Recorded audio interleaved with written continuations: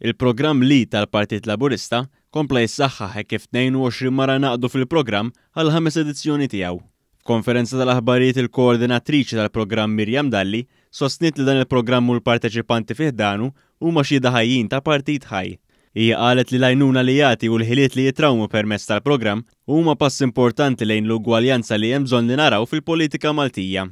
Il-Partit Laburista minn dejjem kien progressiv u dejjem hemmen bisħieħ fl-abiltajiet sew tan-nisa u anki tal-irġiel.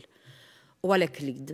Għaliex lidu għax-xhieda ta' fejn irridu naslu bil-parteċipazzjoni u bil-parteċipanti li għandna llum nemmen li huma xhieda tal-ħidma li qegħdin nagħmlu bħalissa u li rridu nkomplu nagħmlu wkoll fis-snin li ġejjin.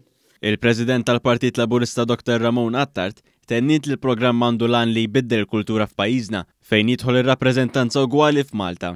Spjegat kif minkejja l-Partit Laburista qiegħed fil-Gvern, xorta waħda qiegħed jaħdem għall bidla neċessarja f'kull aspett tal-ħajja. Forsi ħafna jaħsbu li għax il-Partit Laburista huwa fil-Gvern kien ser jieħu backseat u kien ser iħalli fidejn il-Gvern sabiex fiħdanu ikun hemm policies ġodda. Però le, fil-verità rajna bil-kontra wara ta' konsultazzjonijiet li kien hemm fil-Gvern kien il-Partit Laburista permezz ta' diversi nisa u irġiel li kienet jirnexxielu joffri l-viżjoni tiegħu. Min-naħa tagħha s-segretarja tal-Eżekuttiv tal-Partit Laburista Catherine Fenech stqarret kif stess esperjenzat is-suċċess tal-programm.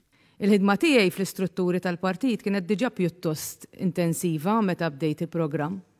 Imma nistqar li lid kien strumentali sabiex nikseb il-ħiliet u nitgħallem inżewweġ l-entużjażmu tal-lejaltà, it-twemmin fil-prinċipji tal-Partit Laburista, it-tkebbis tal-imħabba lejn il-partit flimkien mal-professjonalità meħtieġa f'kull ħidma li niġi avdata fiha.